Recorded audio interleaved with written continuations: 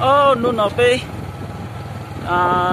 ít cái gì nữa nô nó pe được cả muốn gì nó rồi nữa cả từ tiền đây như chuyện cả lúc na cả lúc vào nô nó pe muốn gì nó nữa sẽ được chọc cá muốn xe in chữ pe mua nhận gì lo nữa mua giờ cứ mua con na ít chọn tàu đã hát sau nữa mua giờ cứ mua từ na nhau lúc vàng nữa rồi xây nữa trồng vị đã cam nhưng lúc bây giờ cam mua gì no lại nữa rồi xây nữa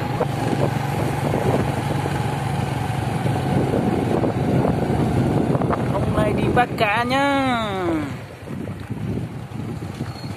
bắt cá to nhá, ta to thổ vàng nữa cái tí nữa ta bạn thổ vàng nữa lúc nó mùi lúc cơ liều cái tí nữa o tủ nữa o lu vàng nữa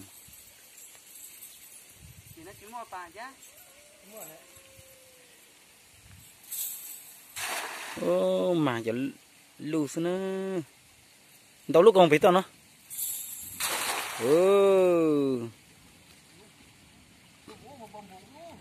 ô mà cho lù ô mà tụi lù ô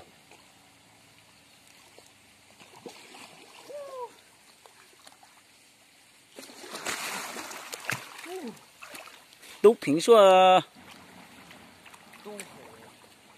说些不咯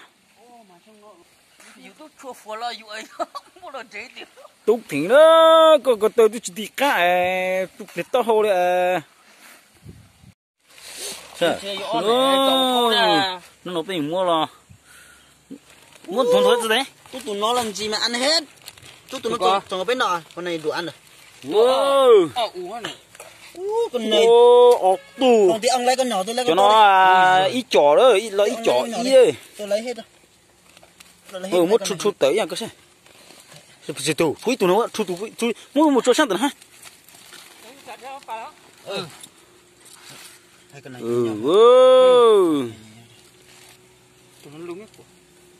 tôi cho ít chỏ sao nữa cho nó đâu cho nó cho gì chua đà sợ nữa lo in chụp bên muốn nọ nữa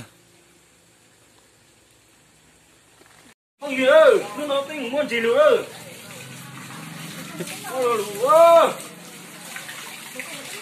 ơi hỏi nhìn ga lụt sụt tỏ ba lụt ơi ít chỏ ít ơi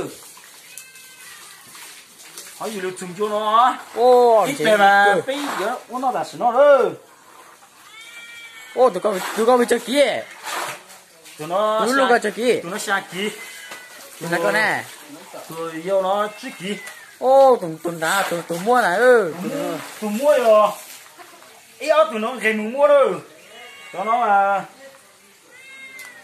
tụi nó đầu vào canh cờ tụi nó mới lo rồi tụi nó tụi cái ui tụi nó tụi cái game mong cầu chiếu các bạn luôn tàu ơi rồi thay nó xếp lại qua là sẽ mà thay mày xếp chính biến rồi ta tỏ của nữa nữa có chỉ trình bày thế on chín nào ấy chủ có cho nó của đi nó nhưng nó tí mua nó chính nó gì mua cho nó của đi nó tàn gì của nó thì can nữa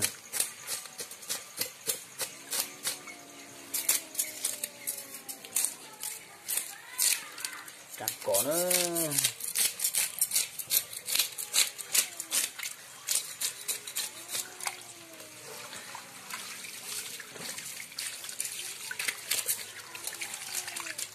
chứ đâu làm mày bớt đi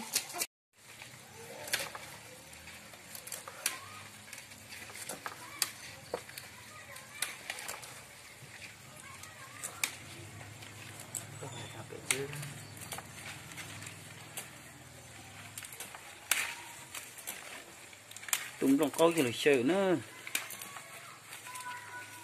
cho nó tung trong câu chỉ là có gia vị ô lụm nữa ô lụm nó này ô bây giờ tìm là con chị con tung tới chưa tình trạng của con gì đi đâu câu nữa có tờ tà tám được già gì nữa thế cho nó nhiều ô tô già rồi chạy mấy cuốn nói trong cái chẳng có đâu chịu quá nói giờ thì tôi nói là can thì ra khỏi khá nữa cao gì ra mà ha không ngà pe nữa tôi chỉ chẳng có đâu mua trâu ký đâu có gia vị rồi nữa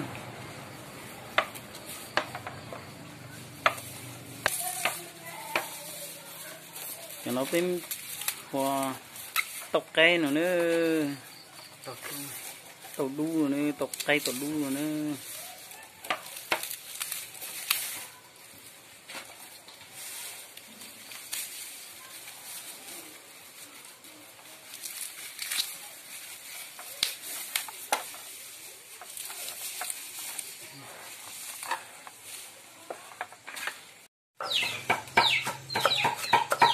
đó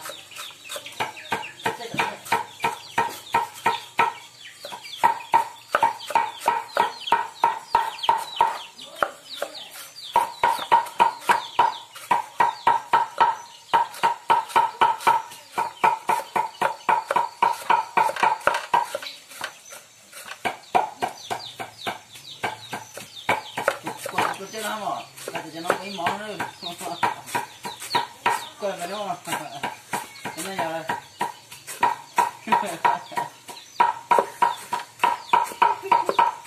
không gia vị nữa đâu tàu đu nữa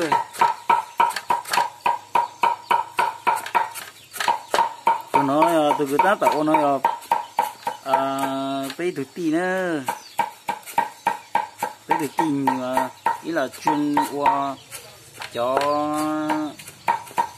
cái chỉ câu được bên nó nữa còn lụm nó nữa mà cho các phát thịt thổ đâu nó tìm mua như còn hai đây ý giờ bây giờ chỉ đây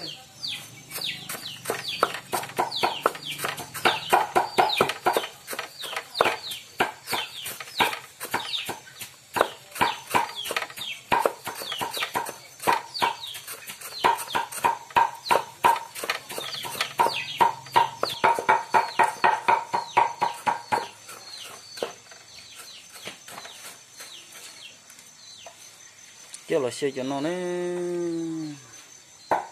sử dụng cành gì nữa cái đi nhau của nó ta phổ trong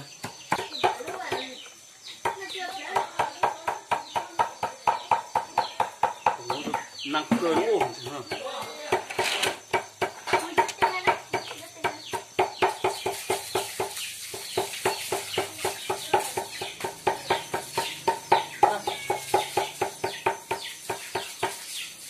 bây giờ trông cái nó ra ô nó không cũng ra đâu nó không ngọt quá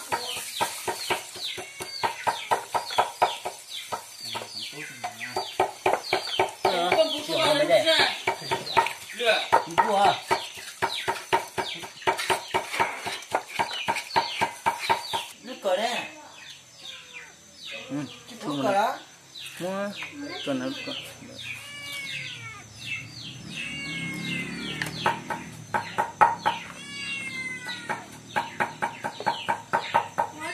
cái gì cũng ổn theo mi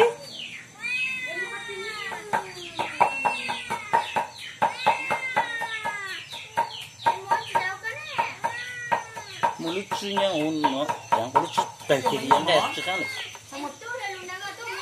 chưa một thằng cho nó chỉ cho nó đấy của nó chỉ nó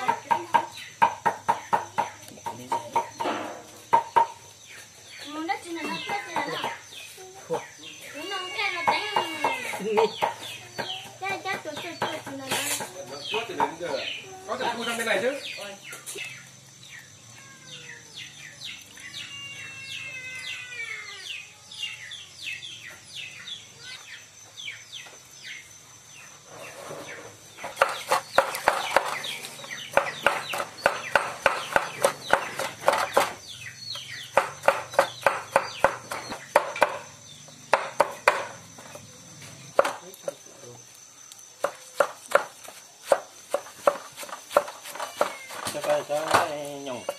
Dạ.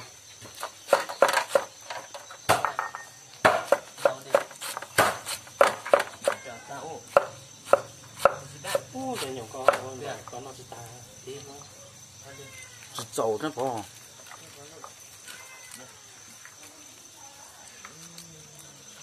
Kia nó chỉ tá.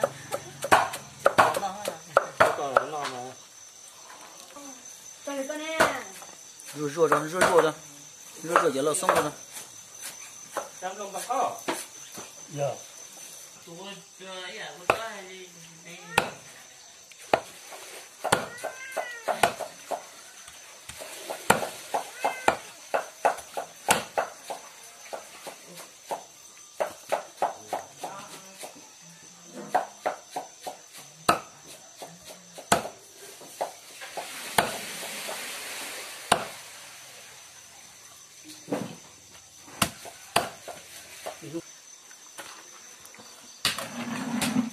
Lò đâu. Nó lò đó, giờ là nỏ luôn. Gì à? Muốn gì chẳng có tại biết nó có số sự nó khác gì mà muốn có bị nhảy này. Chua không có chuyện mất thì. Cái nó con ra nó muốn cái này. Cái nào. Đó.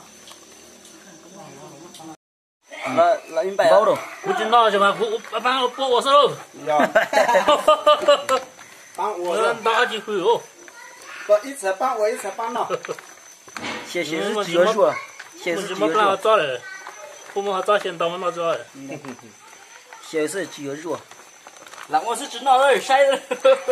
到了，那讲是谁那不拉？那知道吗？这么拉那phải bắt菜哈。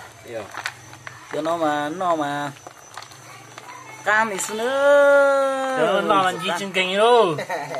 Cho nó mà nó tôi muốn một plan quá. cho nó mà nó về, ô, cái sữa. Có sữa sẽ bỏ chàng cho, ít chẳng cho nó chỉ lo đó, chứ không sữa khó đây đó. Cho nó nó bắt rồi nó nữa. Rồi bắt rồi nó cắt cửa nữa. Có chấm trong một bông lo tàu chỉ để em lo chứ. Tụi nó rồi. Tụi nó biết tụi phải cái túi giấy thông nữa.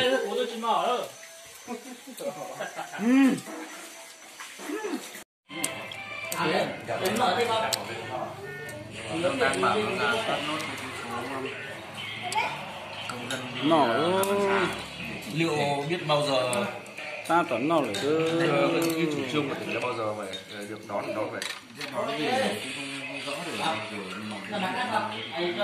dân là nó sẽ sau lên nó lên chụp một gì nữa bên mà xin chữ đồ khác nữa. ngồi đây ít ra đi